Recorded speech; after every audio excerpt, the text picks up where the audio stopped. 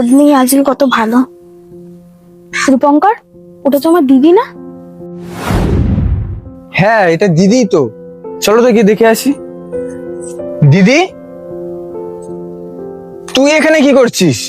ভাই, আমি তোদের সাথে দেখা করতে এসেছিলাম। তোদের ফ্ল্যাটের সামনে গেছিলাম, কিন্তু ওখানে সিকিউরিটি গার্ড আমাকে ঢুকতে দেয়নি। বললো আগে ফ্ল্যাট নাম্বার বলতে লাগবে, কিন্তু আমি তো ফ্ল্যাট নাম্বারটাই ভুলে গেছি। তুই আমাকে একটা ফোন তো করতে পারতিস যে তুই আসবি। আর তুই এখানে কখন থেকে বসে রয়েছিস? 2 ঘন্টা ধরে এখানে বসে আছি। তুই যদি আমাকে একটাবার ফোন করতিস তাহলে তোকে আর এখানে বসে থাকতে হতো না।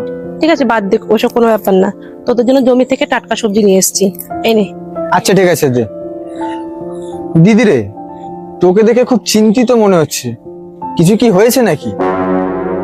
আসলে ভাই, বাবার শরীরটা খুব খারাপ। বাবাকে না হসপিটালে ভর্তি করেছি। বাবার শরীর খারাপ?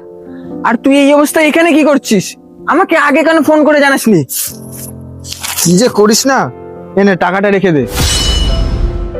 সব টাকাটাই রাখ, আর যদি টাকার প্রয়োজন পড়ে আমাকে জানাবি, আমি পাঠিয়ে দেবো তোকে। কিন্তু ভাই, আমি এখানে রূপঙ্কর, আমাদের দেরি হয়ে যাচ্ছে, চলো। ভাই, ভূমি মনে হয় আমার উপর রাগ করেছে। আমি এখানে এসেছি, এটা মনে হয় ঠিক ভূমি পছন্দ করেনি। দিদি, তুই তো জানিসই ও তোদের এখানে আসাটা পছন্দ করে না। ঠিক আছে ভাই, তাহলে আমি চলে যাচ্ছি। ঠিক আছে দিদি, তুই সাবধানে যা, আর বাবার খেয়াল রাখিস।